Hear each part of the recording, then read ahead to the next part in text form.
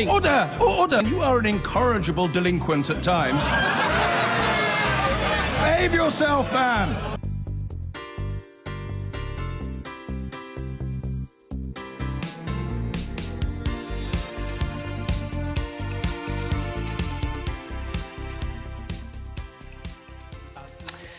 The Facebook boss, Mark Zuckerberg, will appear before US senators next week to answer questions about how his company shares data, having admitted that the ongoing privacy scandal could have hit practically all of its users.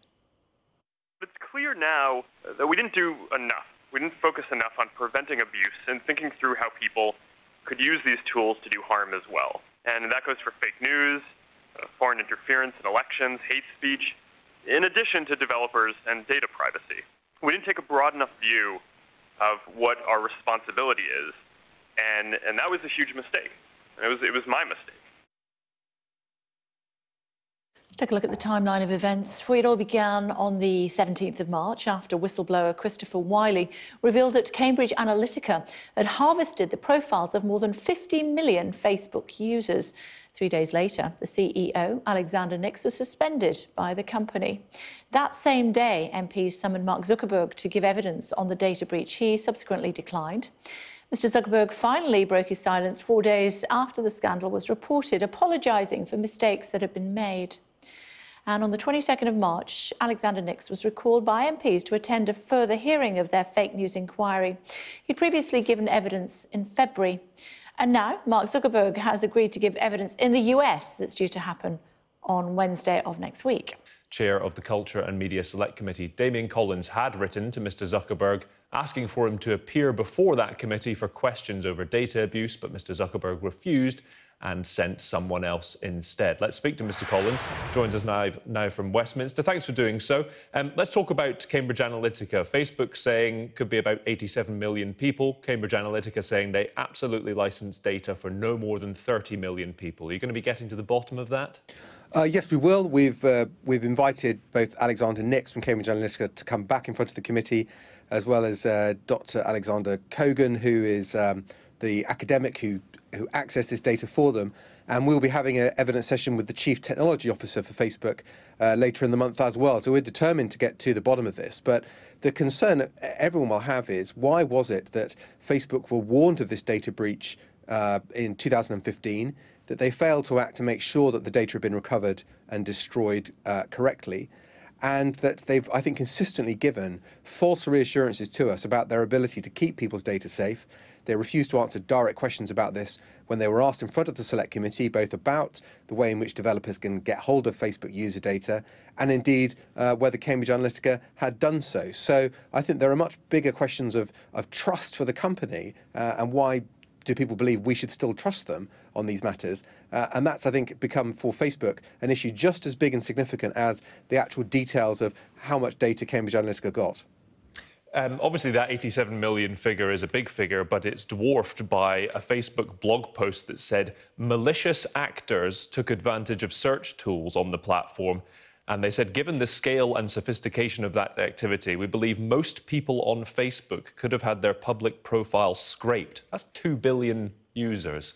That is shocking. That is absolutely shocking. And again, typically that fact was buried at the bottom of the statement from Mark Zuckerberg last night and deserves more scrutiny, because this is something that could have affected most users, that anyone whose mobile phone number or email address was known could have had their data scraped from their Facebook profile just by simply searching on the platform for it. I think this is shocking. I think a picture has built up over the last few weeks, not only of just how insecure our data has been on Facebook, but how easy it is for people to get access to it, and that many of these people are third-party organizations, and Facebook has little power or control of what they do with that data once they've got it. And that's why I think this is a major failure of trust, and Facebook have consistently also tried to give false reassurances about this when, from evidence we've received as a committee, it was clear that they were warned about these issues some years ago by people within the company, and they didn't act then to put this right. And they're only being forced to confront these issues in public now because investigative journalists and whistleblowers have come forward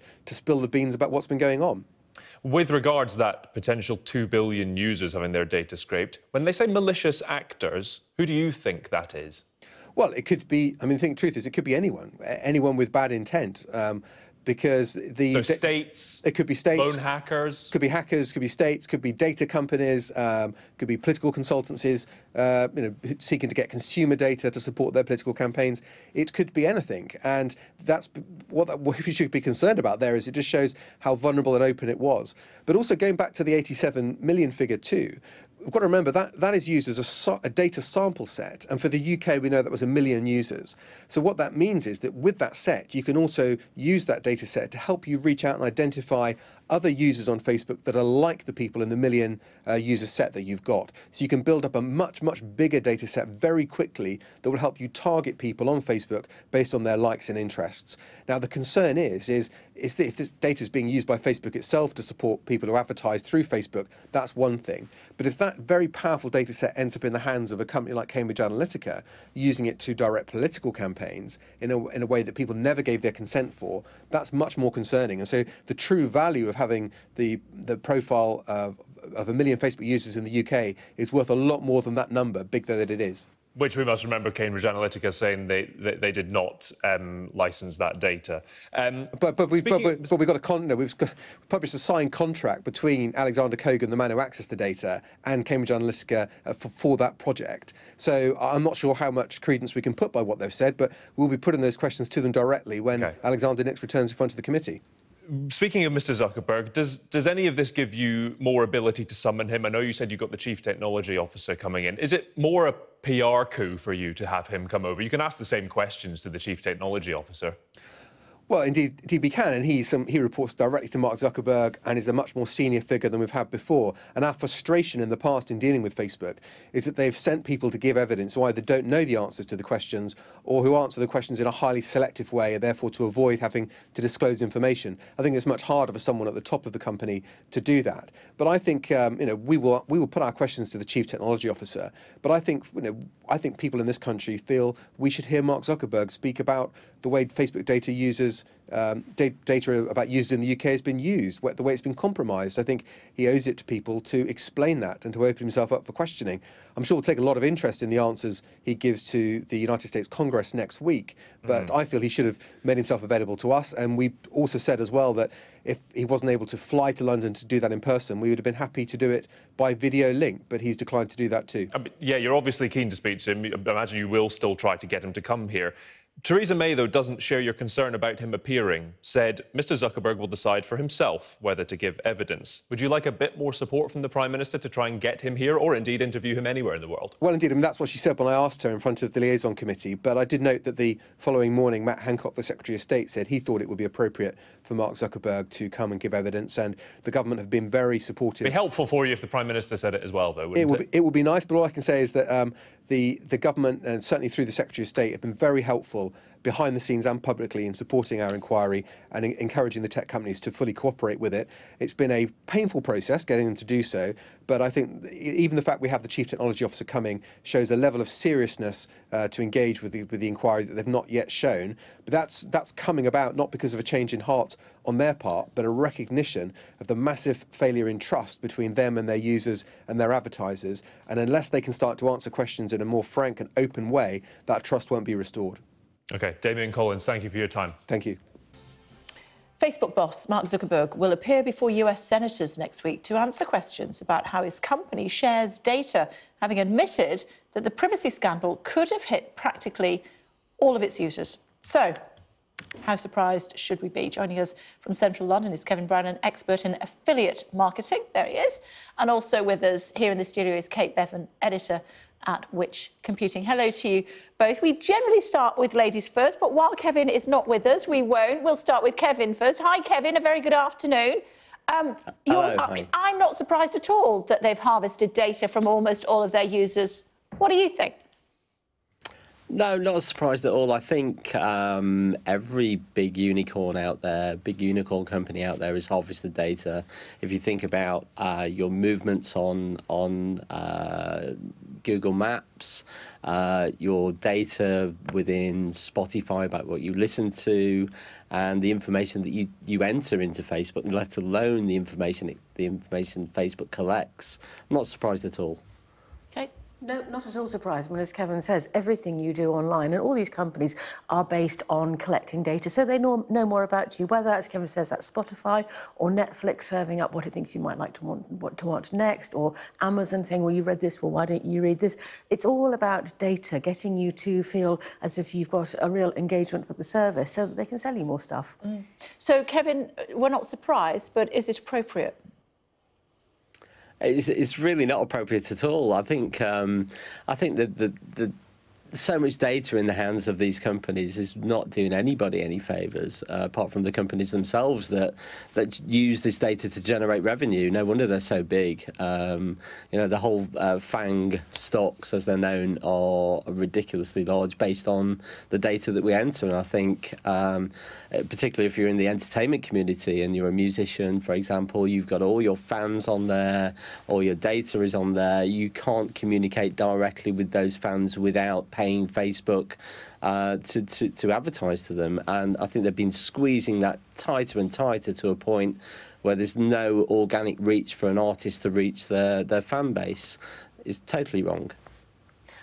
It's not totally wrong, because there are good things about giving data. This is where you come into things like telemetry from your computer or your phone, or how you use antivirus software, for example. All of that collects information about how you use that software, that device, which feeds into making it better. So we need to be a little bit careful about saying it's all terrible, it's all bad, because actually you need data to make good decisions, and you need good data to make good decisions. So antivirus software, for example, knows what's going on in your computer. It sees things coming in, it compares potential malware up against its own cloud database, and it's building a knowledge base. So there's a difference between the kind of data that Kevin's talking about here and the kind of data we've been worried about, which I think we should worry about, and also the kind of data that's good and helpful and makes things better for us. Kevin? Yeah, I think that's right to say. I think, you know, this advertising data that's been used by third parties in ways that it wasn't meant to be used, just as in the Cambridge Analytica case, which is only the tip of the iceberg as far as I can see. This has been used by marketeers every day to harvest your data, to use that data to collect more information, and more importantly, I think the way it's used is to pull data from Facebook, which leaves companies with your email address, age group, all sorts of information that you couldn't get elsewhere without you even knowing. I think that's the big issue here with what's gone wrong with Facebook. Sure. And is it gone wrong, Kevin? So it's gone. I mean, you know, if Twitter or Facebook or Instagram or whatever asks me for my birthday, I'm guessing it's not because they just want to send me a card. They don't want to send you a card. It's all about segmenting you, working out who you are, what kind of things you like. You individually K, me individually K, you individually Kevin, 3 Ks. But it's also about segments. It's about, you know, middle-aged ladies who live in London who like cats or dogs, for example, and showing us that. But neither of us, then. Neither of us at all. Absolutely not. But it's also... I've lost my train. You were supposed to laugh then, Kevin. Kevin doesn't know as well as we know each other. But it's about looking after data. It's about respecting data, not only respecting one's own data, but respecting other people's data. So one of the key things about Facebook and Cambridge Analytica was that Facebook at that point allowed apps to take third-party data. So if you and I were friends on Facebook and I'd filled in the form, the quiz, it could have scraped all your public data as well. You didn't know that and you wouldn't have given consent for that. So this is something we've learned from this, and actually Facebook shut that down a while ago. But I think what it's doing is making us think about the data we share, being careful with our own data and being respectful of other people's data. Yeah, Kevin, you know, we should know what we're doing. We should know if we start putting all sort of that information via our computer to Facebook, as I said, or the other social media organisations, that they're not doing it just because they like us. They're doing it because they want to make money out of it. No, absolutely. No, I think that's without a doubt. I just think if you think back to the beginning of Facebook, and even before Facebook, with the likes of MySpace, that it was freely available to share content between creators and users, and I think the Facebook model put that sort of gatekeeper in the way, giving Facebook control of that data. I don't think at the beginning it was intentional. I think with a lot of these companies, as it grew, it probably realised what information it had and used that information in a way to generate revenues, which Twitter hasn't done particularly well, but Facebook has done phenomenally well. I think it's fair to say we've been very much caught on the hop by this. We didn't understand, as Kevin said, what the power of this data, what was being collected, who had access to it. So we're kind of picking up and catching up, if you like, on what we're starting to learn from what's gone before. I hope going forward it's going to be better, but I think there's a lot of catching up to do and a lot of thinking about how to be transparent about this and how to mitigate past problems and make it better. Kevin, what do you do as far as Facebook's concerned? How much information do you share? I don't use Facebook apart from for work because I don't want people to know about my, what I'm up to and personal information unless I'm completely in control of it via other social media outlets. I personally think that you're more in control of those. You might disagree with me. Tell me what you think. No, I think it's pretty ironic, actually, that we all use Facebook and we all put every bit of information on there. I doubt we could actually survive without using Facebook. It's easy to say, we'll take our Facebook page down, but, I think... it's not that easy to actually do. I think the data that's collected on there and the way that you use it in everyday life, it's one of the most used apps out there. It just makes it almost impossible to leave, even though you know that you're giving this information up. It's a very difficult situation, not an easy one to answer. And I think it's not easy at all. No, my mother would say, Kate, there's not one to mend another. What would you say? Oh, not one to mend another. That's an interesting way of looking at it. I mean, I think actually when actually the way you use Instagram and Twitter are actually arguably more public than Facebook. I have lots of quite private conversations on Facebook because you can be very granular about who you choose to share things with. So it's what works for you. I think we all have our own personal comfort zones about what social media we use and how we share stuff on them. Final thought from you, Kevin. How private do you think direct messaging is? Yeah, I know. That's what I think too. It's a really, really tricky one to know. It's very difficult. Do you ever use it? Private messaging. Yeah, we all use it. I use it all the time. I think the difficulty is knowing what they're keeping and what they're not keeping, and then you've got the flip side of the story, which is the business page owners that use advertising to reach the target audience, which is essential for their business as well. So. End-to-end encrypted? End-to-end encrypted. I think Facebook Messenger is doing it, and certainly WhatsApp is doing it. It means the content... Well, WhatsApp is, of course. Yeah. I wonder whether people Facebook, like Twitter and Twitter, I'm not so sure about. If it's end-to-end encrypted, that means it's like a letter in an envelope. So end-to-end encryption means you can see anybody can see what's on the envelope when it's in transition, but they can't see what's inside the envelope. So if it's end-to-end encrypted, it's okay. If it's not, be a bit wary about it. Okay. Fascinating conversation, guys. Really appreciate you taking the time to join us here on Sky News. Thanks, Kevin. Thanks, Kate. Appreciate it. Thank you. Now, last month, as part of the Cambridge Analytica scandal, we revealed 50 million Facebook profiles could have been harvested. The political strategist boasted of helping Donald Trump become president. Now, Facebook boss Mark Zuckerberg has admitted that the figure could be 87 million, and also every single user, that is roughly 2.2 billion people, could have had their data scraped off by third parties. In the United Kingdom, the Information Commission announced that 30 organisations, including Facebook, are now being investigated over the use of data for political purposes. In the United States, Mark Zuckerberg said that he remains the best person to run Facebook. Kylie Morris is in Washington. Kylie, is he? Well, he's the CEO, John, coming to Washington next week to explain his company's mishandling of users' information. So he certainly remains the public face of this scandal that honestly seems to get worse by the day. Facebook has now been forced to move really from denial to damage control in the space of just over a week. But even as Mark Zuckerberg is making these statements to try and reassure users of their privacy on the network about the changes that they're making, he's also trying to send safe signals to the market that these changes won't impact the company's bottom line, and that is a very fine line to tread. If before they were shocking, now the numbers of Facebook users who should be worried about their privacy are simply staggering. An astonishing 87 million Facebook users now thought potentially subject to data harvesting in the wake of the Cambridge Analytica scandal. Harvesting that allowed for the crafting of personality profiles traded to allow the micro-targeting of voters. The question now for the world's biggest social network is how to manage the scandal. Good afternoon and welcome to the call. In a rare telephone conference with journalists late yesterday, Mark Zuckerberg was forced to answer some questions. It's clear now that we didn't do enough. We didn't focus enough on preventing abuse and thinking through how people could use these tools to do harm as well.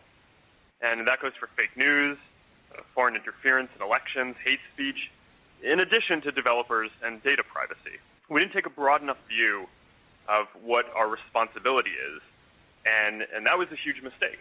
It was my mistake. Facebook says Cambridge Analytica obtained the data of 87 million users. Last month, we reported how a Cambridge University researcher called Dr. Alexander Kogan obtained much of it. He built an application, a personality quiz, that was distributed to 270,000 people. But the app didn't just hoover up their answers. It contained an API, an application program interface, which also hoovered up their Facebook profiles and those of all their Facebook friends whose privacy settings allowed it access. Facebook was confident that the data was deleted, and in 2015, Facebook restricted the data apps could collect.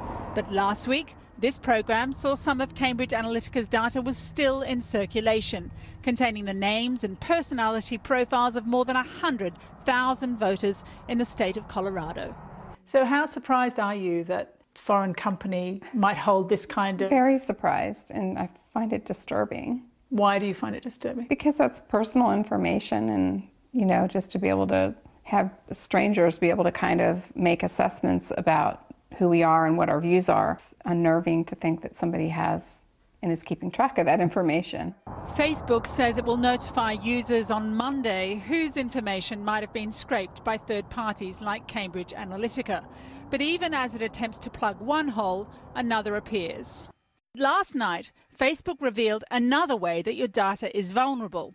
The company allowed users to search for Facebook user profiles using mobile phone numbers and email addresses. So anyone could search and easily obtain any other information a user had chosen to make public, like hometowns or profile pictures, anything that the user hadn't protected using Facebook's privacy settings, and allowing what they called malicious actors to obtain users' data. That search function has now been disabled. In a statement, the company said it believes most people on Facebook, and it's estimated there are 2.2 billion users on the site, could have had their public profile scraped. Here's how Facebook CEO Zuckerberg explained it. It is reasonable to expect that if you had that setting turned on, that at some point in the last several years, someone has probably accessed your public information in this way.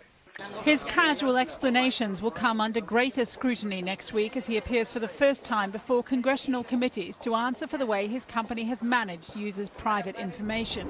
On the streets of the Capitol today, it was clear the scandal is changing the way people think about the company he founded.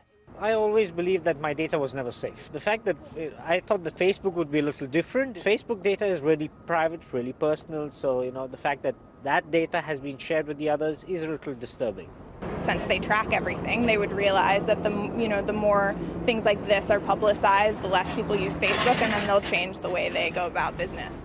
There can be no return to business as usual. The success of the brand built to bring people together depends on it. Joining me now from New York is Izzy Lepowski, a senior tech writer for Wired. Izzy, thanks for joining us. Has he now found the right tone to deal with this? What did you make of his comments? Well, I think Mark Zuckerberg and Facebook have struggled for a long time with transparency, right? People have always wanted to know, how does the algorithm work that makes newsfeed work? How am I being targeted? And Mark Zuckerberg has not been the most forthcoming CEO. I think that's something that they're trying to change, and so that explains why they had this, long call with journalists yesterday. Why they had, why he did interviews with a few media outlets a few weeks ago, and why he is going to Congress to testify. Because Mark Zuckerberg still seems to believe in his mind that, there are flaws with the way Facebook is set up, but mainly they need to explain themselves better. He said that many times on the call yesterday. He says that, a lot of the privacy protections that people want, we already offer, but we obviously haven't done a good enough job putting them in front of people. And I think that he needs to take a little bit more ownership of that, but I think that is sort of the note they're trying to hit, this transparency push. But is that going to play in Congress, do you think? I mean, there are a lot of very angry people on the Hill here. Obviously, they're worried about voters, they're worried about users' privacy, and they're worried about regulators' ability to deal with this. I mean, they're going to expect more from Mark Zuckerberg than the kinds of platitudes he was sharing yesterday.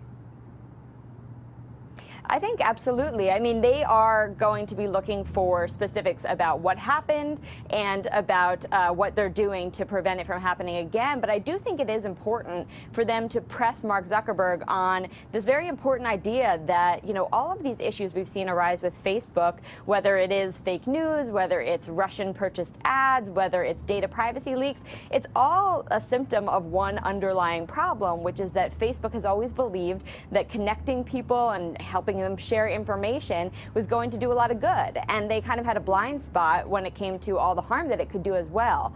So I think that they need to press Mark Zuckerberg and say, well, isn't this just how your company works, right? You can plug these holes, but what happens to sort of the overall ethos of Facebook if it always defaults to openness, right? You know, Mark Zuckerberg said a lot of this information that people say has, you know, been leaked to entities, you know, was already publicly available, and that's true. But he doesn't make the case that, you know, Facebook made it very hard to close up your data and to make sure that it wasn't made publicly available. Izzy Lepasky, will have to leave it there. A lot to talk about now, and indeed next week when he does appear in front of Congress. But for now, it's back to you in London, John. Kylie Morris in Washington. Now, ever since we broke the Facebook scandal last month, we've been asking the company for an interview. They have steadfastly refused. So this afternoon, I went round to their London headquarters to ask for an interview in person. My mere appearance resulted in a complete lockdown. Yeah, this is John Snow from Channel 4 News.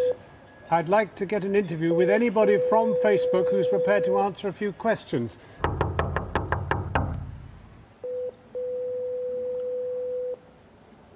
Well, it's very interesting because they've actually locked the building down and they're not letting me in. Oh dear, there's panic stations in here. There's a lot of guards about. No, they definitely don't want to talk today. Well, we've given Facebook many opportunities over the last few weeks since we broke this story to talk to us. Not once have they agreed to do so. And even last night, when Mr. Zuckerberg dared to give a news conference, not by the high-tech instrumentation that his own company runs, but by an old crackly phone, we were not allowed to ask a question. One wonders what they're now running scared of. Earlier, I spoke to the Conservative MP, Damien Collins. He's the chair of the Commons Digital, Culture, Media and Sport Committee. So I asked by asking if he had confidence that a representative of Facebook would appear before his committee. The Chief Technology Officer of Facebook will be giving evidence, and he'll be coming to London on the 26th of April to do that. He's the most senior figure that's ever given evidence to Parliament before from Facebook. So we're pleased to take his evidence, but I think actually this is an issue about trust in the company and trust in Mark Zuckerberg, who is its beating heart. In a sense, we've all been caught napping. We have. I think we're catching up with this issue. I think many people are shocked by not just how much data Facebook gather through their apps and tools, but how that is very easily transferred over to third parties. They can get access to that data and use it, and Facebook can't control it. And I think people are rightly concerned about that, particularly if companies like Cambridge Analytica are the beneficiaries. So I don't think we can take it on trust anymore that the tech companies are playing by the rules and keeping our data safe. It also turns out that even we underestimated what we had. I mean, we thought 50 million people had been compromised. In fact, they're now talking in terms of 87 million. Indeed, and of which 1 million of those are UK citizens. I think a bigger number than was recognised before. But of course, the value of that data is worth more than just 1 million users. The way Facebook works is if you have a data sample like that, it helps you identify, as an advertiser, other people who are like the people in your sample. We asked Facebook directly about whether some of their user data had ended, or a large chunk of user data had ended up with Cambridge Analytica, and also whether it was easy for developers to acquire data off the platform and then once they'd got it, there was little Facebook could do. Now, Facebook didn't give us any kind of straight answers to those questions, even though they were fully aware of this major data breach that had occurred. And I think this is one of the reasons why there's a decline in trust in the company. They have consistently given the impression of trying to avoid answering questions that may reveal the true extent of the vulnerability of data. And former Facebook employees giving evidence to our committee have told us that messages were sent up to the top executives 6 or 7 years ago. Well, it's interesting because they're reluctant to answer your questions. They're even more reluctant to answer our questions. It sounds as if a global response is required. And there's a recognition that the tech companies can't be self-regulating bodies, that we have to have independent agencies with the power to go in and make sure that data protection laws are being followed correctly and that those laws are adequate. I think this is a moment of awakening now in many countries where people will recognise that this data breach at Facebook and the exploitation of Facebook user data is something that can't be allowed to recur. The idea that there are commercial entities that want to sell you things, want to get you to do things, which they can now do much more easily because of this data in the beginning. Yeah. We all see these very long terms and conditions that we never properly read and we tick off and when we want to access a certain tool or product online. In law, you can't ask someone to sign away their rights. So I think there need to be investigations as to whether some of this data has been lawfully gathered and used. And certainly there's a big question about whether consumer data that was freely given can be used in political campaigns. It's already against the law for non-political parties, non-registered political organisations, to hold data about people's political opinions. And if they've gathered that off of consumer surveys and information, that could be a very serious matter. And I'm pleased that is something that the Information Commissioner is currently investigating. Only last week, Channel 4 News discovered some of this data out in the wild. Well, the data that's gone, is gone in a way. You're right to say we can't get that back or can't recover the consequences of that data having been lost in that way. But I think we can try and create better rules for the future, and that's really, I think, what the debate has to be now. Damien Collins, thank you very much indeed for talking to us. Thank you. Now, it's the small Canadian data firm credited with helping to take Britain out of the EU. But now Aggregate IQ are at the very centre of a political storm after this programme broadcast allegations that Vote Leave exceeded election spending rules. That questions more than £500,000 paid to Aggregate IQ in the final weeks of the referendum campaign in 2016. But who are they? And what role did they play in our exit from the EU, if indeed it comes to that? Porrick O'Brien has been to Victoria in British Columbia to find out more about them. This is an incongruous search for people accused of digital dark arts in British elections, but who live in rural Canada. Imagine being in Britain and being told that a Canadian election was swayed by a company in Torquay. Searching for the bosses of a tiny data company on Vancouver Island, but who boast of changing the course of world history. Jeff gets up and says, "We destroyed the European Union. What are we going to do next?" People who combined laid-back Canadian country living with, according to the campaign director of Vote Leave at the time, "What are we doing? Taking back control!" Playing a pivotal role in the referendum that changed everything, Brexit. We wanted to hear AIQ's story directly from its bosses. The company was set up 5 years ago in British Columbia. There was a lot we wanted to talk to them about, not least this. The official Brexit campaign group's testimonial on the AIQ website, subsequently removed, said that the referendum wouldn't have been won without this tiny company in the Canadian backwaters. Brexit campaign group spent £3.5 million on AIQ. So the question is, exactly what did AIQ do for that money, and exactly who did they do it for? AIQ used data to micro-target voters with tailored messages, or, as the campaign director of Vote Leave explained, we aimed it at, I can't remember exactly, but I think roughly about 7 million people, 1.5 billion digital ads. Let's start with the AIQ bosses. Jeff Sylvester worked for Justin Trudeau's party, tech-savvy and a scout leader. And Zach Massingham, ex-business school administrator, worked for the provincial Liberals, lives near a little place called Cowichan Bay. We've reached out to him several times asking for specific answers to specific questions. We've got partial answers, so we're here to try and talk to him again. When we knocked on his door, we were told he wasn't in. His wife didn't know when he'd be back. I've reached the voice box of Zach Massingham. It's Jeff Sylvester. Please leave a message after the tone. Give me a quick call when you have a moment. And thus began 4 days of being given the runaround in a very polite Canadian sort of way. You'll figure it out. Have loads of journalists been looking for them? Oh, I don't think so. You're the only two. When we went to the address we had for them in Victoria, turns out they'd left it 2 months ago. The company is also being investigated by the British Columbian Information and Privacy Commissioner over concerns that people's personal information is being used without their consent, something AIQ denies. What are you specifically concerned about when it comes to AIQ? Well, in British Columbia, you can't collect a person's information, except in very limited circumstance, without their consent.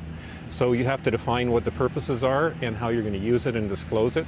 And so we want to find out if Aggregate IQ was collecting any personal information, and if they did, how did they handle that? Who did they disclose it to? The idyllic Canadian backdrop, not the only AIQ contradiction. The bosses and staff were liberals.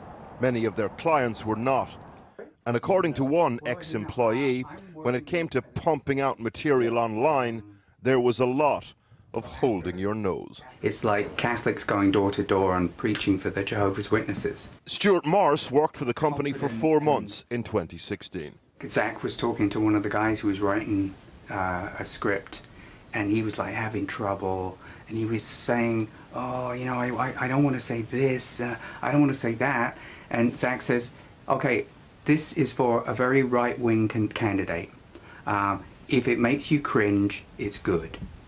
Mr. Massingham denies saying this, but that's not the only reason. We want to talk to AIQ. The whistleblower Shamir Sani, who worked for the pro-Brexit Believe campaign, says that Vote Leave used Believe to funnel money to AIQ, and thus Vote Leave avoided going over referendum spending limits. Of Vote Leave, he said, they used Believe to overspend, and not just by a small amount. Almost £2/3 of a million makes all the difference, and it wasn't legal. His partner in Believe, Darren Grimes, denies this, as does Vote Leave. AIQ say they weren't aware of any attempt to get around the law. In Victoria, opposite the Parliament buildings, we visited AIQ's solicitor. It turns out that Sylvester and Massingham are not the only shareholders in this company. There are also 3 other minority shareholders, 2 individuals and 1 corporate group. Local reporter Jack Knox knows the AIQ bosses. But first, here's how it feels when a global story comes to town. Imagine being in Britain and being told that a Canadian election was swayed by a company in Torquay. That's the analogy. We are a smallish provincial town on the edge of the world. He explains that AIQ boss Jeff Sylvester, here pictured outside number 10 Downing Street, worked in Canada with Chris Wylie, the Cambridge Analytica whistleblower, back in the day. Chris Wylie volunteered for the same Member of Parliament, Keith Martin, who employed Jeff Sylvester. Oh, I see. That's a connection between the two. Yeah. They set up a Canadian entity and that the legal name was Aggregate IQ. AIQ deny this. AIQ say they're 100% Canadian, say they've never had a contract with Cambridge Analytica, and say they're not the de facto Canadian branch of either Cambridge Analytica or their parent company SCL. But what of the relationship between AIQ and SCL? These documents show multiple links between Aggregate IQ and SCL elections. This unsigned one, dated September 2014, even has Cambridge Analytica's logo on it. Then this glossy document from March 2014. It outlines how AIQ will provide SCL with an engagement platform using SCL's modelling data. An SCL internal staff list from July 2014 lists AIQ President Zach Massingham as head of SCL Canada. Mr. Massingham also signed this document in 2014, an intellectual property agreement by which AIQ licensed data to SCL. We wanted to put this directly to AIQ bosses and thought our chance had come. Just a few weeks ago, a member of staff tweeted a picture from inside their latest office in Victoria. We spent a pretty agonising day pounding the streets of Victoria looking for those windows and that brickwork in that building. We finally found it. It's that one behind me. So that would mean that the view that you can see in the picture comes from that building. This is AIQ, but they've disappeared again. We did speak to their neighbours here, and they saw people coming and going in the office up until about a week ago, but then the elusive AIQ go underground again. AIQ developed software and code used by SCL, the parent company of Cambridge Analytica, but there was also much more raw side to what they did. According to Chris Wiley's evidence in Parliament, AIQ helped distribute content during the last Nigerian election, supporting the incumbent then President, Goodluck Jonathan.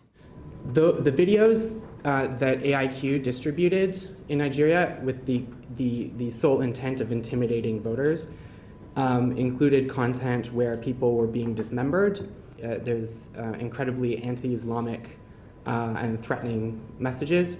AIQ say they refused to distribute the violent content they say SCL provided to them for use in Nigeria. Stuart Morse only worked for AIQ for a short while, but remembers the boss's rationale.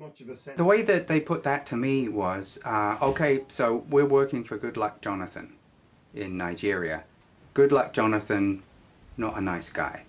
But when you see the competition, Boko Haram, you know, that's just the nature of the Is that how they explained it in the office? Yeah. Goodluck Jonathan, of course, lost. Which brings us to the question, did any of this actually sway voters? Who knows? It did achieve one thing, confirmed one man's notion that democracy is dysfunctional. One man back at Cowichan Bay, British Columbia. We told Jim Wallace, who'd brought us out on his boat why we were here. He'd heard about the Canadian connection, but was not surprised. I haven't seen a democracy anywhere in my lifetime, so I don't know about democracy. We certainly don't live in one. He went on to speak of conspiracy theories, of losing control, of dark forces undermining democracy. And for a while at least, one couldn't help but ask, who could blame him? Warwick O'Brien in Canada. In a statement tonight, the company told us Aggregate IQ works in full compliance within all legal and regulatory requirements in all jurisdictions where it operates. Aggregate IQ does not undermine democracy by employing harmful, unethical techniques. It has never knowingly been involved in any illegal activity. Chris Wiley has never been employed by Aggregate IQ. Aggregate IQ has never been and is not part of Cambridge Analytica or SCL.